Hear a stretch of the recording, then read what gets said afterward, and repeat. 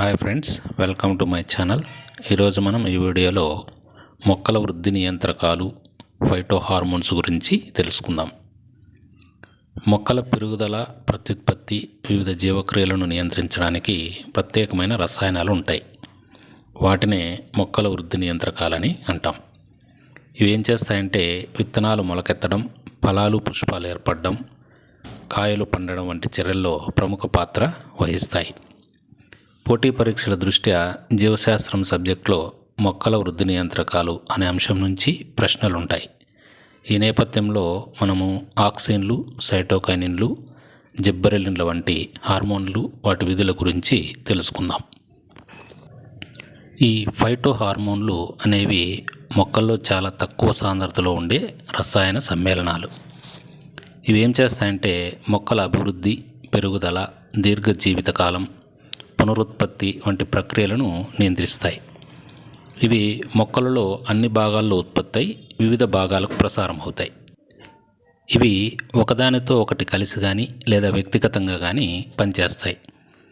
వివిధ హార్మోన్లు పరిపూరకమైన లేదా విరుద్ధమైన పాత్రను కూడా పోషిస్తాయి.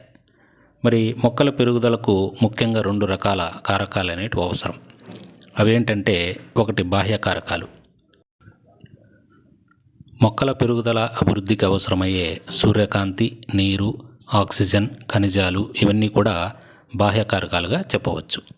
వీటితో పాటుగా మొక్కల పెరుగుదల, అభివృద్ధిని నియంత్రించడానికి ఉపయోగపడే మొక్కల హార్మోన్లు లేదా ఫైటో హార్మోన్లనే అంతర్గత కారకాలుగా చెప్తాం. వీటిని ఆధునిక పరిభాషలో మొక్కల వృద్ధి నియంత్రకాలు అని కూడా అంటున్నారు. మొక్కలలో మొదటిసారిగా హార్మోన్ల ఉనికిని తెలియజేసిన శాస్త్రవేత్త ఎవరంటే 1880లో జూలియస్ వాన్ సాక్స్. మొక్కల్లో పెరుగుదలను నియంత్రించే పదార్థాలు ఉంటాయని మొదటిసారిగా చెప్పినటువంటి వ్యక్తి చార్లెస్ డార్విన్. హార్మోన్ అనే పదాన్ని ప్రతిపాదించినటువంటి వ్యక్తి ఎవరంటే స్టార్లింగ్. ఇతను 1905లో హార్మోన్ అనే పదాన్ని ప్రతిపాదించారు. మరి హార్మోన్ అంటే అర్థం ఏమంటే ప్రేరేపించు లేదా ఉత్తేజపరచు అని అర్థం. మనకి మొక్కల హార్మోన్లు వేటి ఉత్పన్నాలు అని పరీక్షల్లో తరచూ అడుగుతూ ఉంటారు. వాటిని మనం ఈ కోడ్ ద్వారా ఈజీగా గుర్తుంచుకోవచ్చు. అదేమిటంటే, ప్రియాంక చోప్రా గొన ఇన్ థాయిలాండ్. ఈ సెంటెన్స్ గుర్తుంచుకుంటే హార్మోన్లు వేటి ఉత్పన్నాలు అనేది గుర్తుంచుకోవచ్చు. ప్రియాంకలో పి అంటే ప్యూరిన్స్. ఈ ప్యూరిన్స్ అనేవి నత్రజని బేస్లు అనమాట. చోప్రాలో సి అంటే కెరోటినాయిడ్స్. ఈ కెరోటినాయిడ్స్ అనేటివి ఏంటివి అంటే పిగ్మెంట్స్, వర్ణకాలు అనమాట. గొనాలో జి అంటే గ్యాసెస్. ఇన్లో ఐ అంటే ఇండోల్. థాయిలాండ్లో టీ అంటే టెర్పినాయిడ్స్ అని గుర్తుంచుకోవాలి. కాబట్టి ఇక్కడ సైటోకైనిన్స్ అనేటివి వేటి ఉత్పన్నాలు అంటే ప్యూరిన్స్ యొక్క ఉత్పన్నాలు. ఆబ్సిసిక్ ఆమ్లం అనేది వేటి ఉత్పన్నం అంటే కెరోటినాయిడ్స్ యొక్క ఉత్పన్నాలు. ఇక్కడ మనకు వాయు రూపంలో ఉండే ఏకైక హార్మోన్ ఇథిలిన్. కాబట్టి ఇది గ్యాసియస్ అని గుర్తుపెట్టుకోవాలి. నెక్స్ట్ ఇండోల్ యొక్క ఉత్పన్నం ఏమిటి అంటే ఆక్సిన్స్. ఇందులో ప్రధానమైనటువంటి auxin indole acetic acid. Next gibberellic acid అనేది వేటి ఉత్పన్నం అంటే టెర్పినాయిడ్స్ యొక్క ఉత్పన్నం. ఇవి మనము బాగా గుర్తుంచుకోవాలి. సైటోకైనిన్స్ అనేటివి ప్యూరిన్స్ యొక్క ఉత్పన్నాలని, ఆబ్సిసిక్ ఆమ్లము కెరోటినాయిడ్స్ యొక్క ఉత్పన్నాలని, ఇండోల్ ఎసిటిక్ ఆమ్లం అనేటువంటి ఆక్సిన్ ఇండోల్ యొక్క ఉత్పన్నమని, అలాగే జిబ్రెల్లిక్ యాసిడ్ అనేది టెర్పినాయిడ్స్ యొక్క ఉత్పన్నాలని గుర్తుంచుకోవాలి. ఇక్కడ వాయు రూపంలో ఉండేటువంటి ఏకైక హార్మోన్ ఇథిలిన్ అని కూడా గుర్తుంచుకోవాలి. ఇప్పుడు మొక్కల హార్మోన్లు రకాల గురించి చూద్దాం. చర్యను ఆధారంగా చేసుకొని మొక్క హార్మోన్లు 2 రకాలు. అవి ఒకటి మొక్కల పెరుగుదల ప్రమోటర్లు, వీటినే ప్రేరేపకాలు అని అంటాం. 2 మొక్కల పెరుగుదల నిరోధకాలు, వీటినే ఇన్హిబిటర్స్ అంటాం. మొక్కల పెరుగుదలను ప్రేరేపించేటువంటి హార్మోన్లు ఏవి అంటే ఆక్సిన్, జిబ్బరెల్లిన్, సైటోకైనిన్లు. మొక్కల పెరుగుదల నిరోధకాలుగా ఆబ్సిసిక్ ఆమ్లాన్ని, ఇథిలిన్ను చెప్తాం.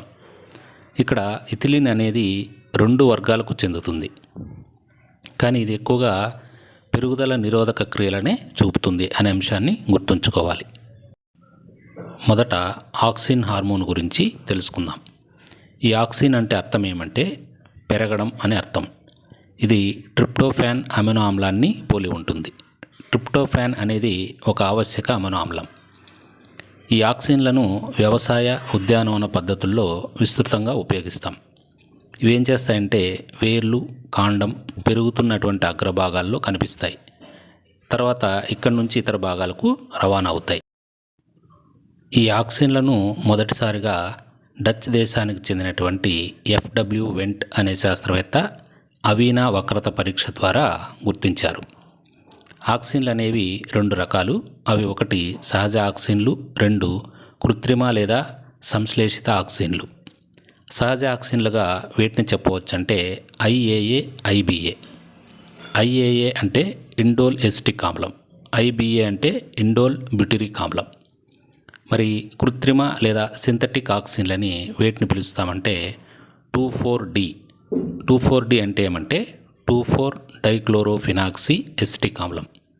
నెక్స్ట్ ఎన్ఏఏ, నాఫ్థలిన్ ఎసిటిక్ ఆమ్లం. ఇవి కృత్రిమ లేదా సింథటిక్ ఆక్సిన్లు. అత్యంత సాధారణంగా లభించేటువంటి ఆక్సిన్ ఏమిటి అంటే ఇండోల్ ఎసిటిక్ ఆమ్లం. ఇప్పుడు ఆక్సిన్లు ఏ ఏ విధులు నిర్వర్తిస్తాయో తెలుసుకుందాం. ఆక్సిన్లు కణ విభజనను ప్రోత్సహిస్తాయి, అలాగే కాండాల ఛేదనాల నుండి వేర్లను ఉత్పత్తి చేస్తాయి, అగ్రాధిక్యతను నియంత్రిస్తాయి. ఈ అగ్రాధిక్యతనే ఎపికల్ డామినెన్స్ అంటాం. అగ్రాధిక్యత అంటే ఏమంటే కొనమొగ్గ పార్శ్వపు మొగ్గల పెరుగుదలను నిరోధిస్తుంది. మరి ఈ అగ్రాధిక్యతను మొదటిసారిగా కనుగొన్నటువంటి శాస్త్రవేత్తలు ఎవరంటే థిమ్మన్ అండ్ స్కూగ్. అంతేకాకుండా ఆక్సిన్లు పార్శ్వపు మొగ్గల పెరుగుదలను నియంత్రిస్తాయి, అలాగే అనాసలో పుష్పోత్పత్తిని ప్రేరేపిస్తాయి. నెక్స్ట్ ఆక్సిన్లు అనిసేక ఫలనంలో కూడా తోడ్పడతాయి. ఈ అనిసేక ఫలనాన్నే పార్థినోకార్పీ అని కూడా అంటాం. అనిసేక ఫలనం అంటే ఏమంటే విత్తనాలు లేని ఫలాలను ఉత్పత్తి చేయడం. ఈ పద్ధతిని టమోటా మొక్కలో నిర్వహించడం జరిగింది. మరి ఈ అనిసేక ఫలనం ప్రేరణలో ఆక్సిన్ల సామర్థ్యాన్ని మొదటగా ఏ పంటలో గుర్తించారంటే ఆర్కిడ్స్లో గుర్తించారు. అంతేకాకుండా జైలం డిఫరెన్షియేషన్ను నియంత్రిస్తుంది, అంటే దారువులో విభేదనాన్ని కూడా ఈ ఆక్సిన్లు నియంత్రిస్తాయి. అలాగే కాంతి గురుత్వాకర్షణ చలనాలకు కారణం కూడా ఆక్సిన్లు. ఫలాలు, పత్రాలను ప్రథమ దశలో రాలిపోకుండా నిరోధిస్తాయి. అలాగే పరిపక్వం చెందినటువంటి పత్రాలను, ఫలాలను రాలిపోయేటట్లు కూడా ఆక్సిన్లు ప్రేరేపిస్తాయి. కృత్రిమ ఆక్సిన్ అయినటువంటి 2,4-D అనేటువంటి ఆక్సిన్ ద్విదళ బీజ కలుపు మొక్కలను నాశనం చేస్తుంది. ఈ పాయింట్ చాలా ఇంపార్టెంట్, గుర్తుంచుకోవాలి. నెక్స్ట్ ఫైటో హార్మోన్ జిబ్బరిలిన్లు. ఈ జిబ్బరిలిన్లను కనుగొన్నది జపాన్కు చెందినటువంటి సవాడా, కురసావా, యబుటా, సుముకి అనే శాస్త్రవేత్తలు. వీరు జిబ్బరిలిన్లను మొదటిసారిగా జిబ్బరిల్లా ఫ్యూజికోరై అనేటువంటి శిలీంధ్రం నుండి వేరు చేశారు. ఈ జిబ్బరిల్లా ఫ్యూజికోరై అనేటువంటి శిలీంధ్రం ఆస్కోమైసిటీస్కు చెందినటువంటి ఒక ఫంగస్. ఇది వరిలో బకనే లేదా తెలివి తక్కువ మొలక అనే వ్యాధికి కారణమైంది. మరి అన్ని జిబ్బరిలిన్లు ఆమ్లగుణం కలిగినవి. ఇవి ఏం చేస్తాయంటే విత్తనాలు, కొమ్మల్లో సమృద్ధిగా ఉంటాయి. ఇవి అక్కడ కణ విభజన, కాండం పొడవును ప్రేరేపిస్తాయి. అంతేకాకుండా దారువు, పోషక కణజాలాల ద్వారా వివిధ భాగాలకు రవాణా అవుతాయి. అలాగే మొక్కల్లో వార్ధక్యం అంటే ఏమంటే సెనెసెన్స్, వార్ధక్యాన్ని ఆలస్యం చేస్తాయి. అలాగే విత్తనాలలో సుప్తావస్థను మేల్కొల్పుతాయి. ఉదాహరణకి బార్లీ మొక్కలో విత్తనాల సుప్తావస్థను మేల్కొల్పడానికి కారణం జిబ్బరిలిన్ అనే హార్మోన్. అలాగే సారాయి పరిశ్రమలో మాల్టింగ్ ప్రక్రియ త్వరగా జరగడానికి కూడా ఈ హార్మోన్ ఉపయోగపడుతుంది. ఈ జిబ్బరిలిన్లు గాఢత అధిక పరిమాణంలో ఉంటే పురుష పుష్పాలు ఏర్పడతాయి. దీన్ని మనం ఎక్కడ గమనించవచ్చు అంటే కుకుర్బిటా, కెన్నాబిస్ అనేటువంటి మొక్కల్లో గమనించవచ్చు. ద్రాక్ష, టమోటాలో అనిసేక ఫలనాన్ని ప్రేరేపిస్తుంది. అలాగే చక్కెర దిగుబడికి, చెరకులో సుక్రోజ్ శాతం పెంచడానికి కూడా కారణం ఈ జిబ్బరిలిన్ హార్మోనే. అలాగే రోజెట్టి ఆకారంలో ఉండేటువంటి బీట్రూట్, క్యాబేజీ, కాలీఫ్లవర్ వంటి మొక్కల్లో బోల్టింగ్ను ప్రేరేపిస్తాయి. బోల్టింగ్ అంటే ఏమంటే పుష్పోత్పత్తికి ముందు కనుపు మధ్యమాలు పెరగడం. ఇవన్నీ కూడా జిబ్బరెలిన్ల విధులు. నెక్స్ట్ ఫైటోహార్మోన్ సైటోకైనిన్లు. సైటోకైనిన్లను గుర్తించినది స్కూగ్ అండ్ మిల్లర్. వీటిని N6 పర్ఫ్యూరైల్ అమైనోప్యూరిన్ లేదా కైనటిన్ అని అంటాం. సహజ సైటోకైనిన్లు ఎక్కడ సంశ్లేషణ అవుతాయంటే వేరు కొనలు, అభివృద్ధి చెందుతున్న మొగ్గలు, అపరిపక్వ ఫలాల్లో ఇవి ఎక్కువగా సంశ్లేషణ అవుతాయి. మరి సైటోకైనిన్ల యొక్క విధులను మనం పరిశీలించినట్లయితే ఇవి ఆక్సిన్లతో పాటుగా అంగ విభేదనాన్ని ప్రేరేపిస్తాయి. ఉదాహరణకి ఆక్సిన్లు, సైటోకైనిన్లు సమపాలలో ఉన్నట్లయితే కాలస్ ఫార్మేషన్ జరుగుతుంది, సెల్ డిఫరెన్షియేషన్ అనేది జరగదు. అధిక ఆక్సిన్లు, అల్ప సైటోకైనిన్లు లభించినట్లయితే వేర్లు ఏర్పడతాయి. మరి అధిక ఆక్సిన్లు, అల్ప సైటోకైనిన్లు ఉన్నట్లయితే కోరకాలు, కాండాలు, పత్రాలు అనేటివి ఏర్పడతాయి. ఈ సైటోకైనిన్లు అనేవి వేరు వ్యవస్థలో తయారై ప్రకాండ వ్యవస్థకు ఎక్కువగా రవాణా అవుతాయి. ఈ సైటోకైనిన్లు రెండు రకాలు. అవి సహజ సైటోకైనిన్లు, సింథటిక్ సైటోకైనిన్లు. సహజ సైటోకైనిన్లకు ఉదాహరణగా జియాటిన్ను చెప్పవచ్చు. ఈ జియాటిన్ అనేది మొక్కజొన్న గింజలు, కొబ్బరి పాలలో ఉంటుంది. ఐసోపెంటేనిలాడెనిన్ అనేది కూడా ఒక సహజ సైటోకైనిన్. సింథటిక్ సైటోకైనిన్లకు ఉదాహరణగా కైనటిన్, బెంజిలాడెనిన్, డైఫెనిలురియాను చెప్పవచ్చు. మరి ఈ సైటోకైనిన్లు ఏ ఏ విధులను నిర్వర్తిస్తాయంటే కణ విభజనను ప్రేరేపిస్తాయి, కొత్త పత్రాల ఏర్పాటును ప్రేరేపిస్తాయి, అలాగే పత్రాలలో హరితరేణువులు ఏర్పడడానికి తోడ్పడతాయి, పార్శ్వకాండాల పెరుగుదలను ప్రేరేపిస్తాయి, అబ్బురపు ప్రకాండ వ్యవస్థకి తోడ్పడతాయి, అగ్రాధిక్యతను పోగొడతాయి. అంతేకాకుండా పత్ర వార్ధక్యాన్ని ఆలస్యం చేస్తాయి. ఈ ప్రక్రియని మనం ఏమంటామంటే రిచ్మండ్ లాంగ్ ప్రభావం అని అంటాం. విత్తన సుప్తావస్థను తొలగిస్తాయి. కొన్ని రకాల ఆకుకూరలను తాజాగా ఉంచడానికి ఈ సైటోకైనిన్లను ఉపయోగిస్తారు. అవేమిటంటే లెట్యూస్, స్పినాక్, ఆస్పరాగస్ వంటి ఆకుకూరలు తాజాగా ఉండడం కోసం ఈ సైటోకైనిన్లను వినియోగిస్తారు. Next phytohormone ethylene. ఈ ఇథిలిన్ మిథియోనిన్ నుండి సంశ్లేషించబడింది. ఇథిలిన్ను మొక్కల్లో ఒక హార్మోన్గా గుర్తించినటువంటి శాస్త్రవేత్త బ్రిటన్కు చెందినటువంటి రిచర్డ్ గనే, అతని సహచరులు. మొక్కలలో ఇథిలిన్ అనేది ఒక విశిష్టమైన హార్మోన్ అని, దాని క్రియాశీలతను గుర్తించినది బర్గ్ అండ్ థిమన్ అనే శాస్త్రవేత్తలు. ఈ ఇథిలిన్ ఏం చేస్తుందంటే పోషకాల రవాణాను ప్రేరేపిస్తుంది. ఇది వాయు రూపంలో ఉండేటువంటి ఏకైక హార్మోన్. ఇథిలిన్ అనేది పరిపక్వం చెందుతున్న ఫలాలు, వార్ధక్యత చూపుతున్న మొక్క భాగాల నుంచి విడుదలవుతుంది. ఫలాలు పక్వం చెందేటప్పుడు శ్వాసక్రియ వేగం పెరగడాన్ని ఇథిలిన్ అనేది ప్రేరేపిస్తుంది. ఈ పెంపుదలనే శ్వాసక్రియ క్లైమాక్టర్ అని అంటాం. ఇది విత్తనాలు, మొగ్గలు సుప్తావస్థను తొలగిస్తుంది.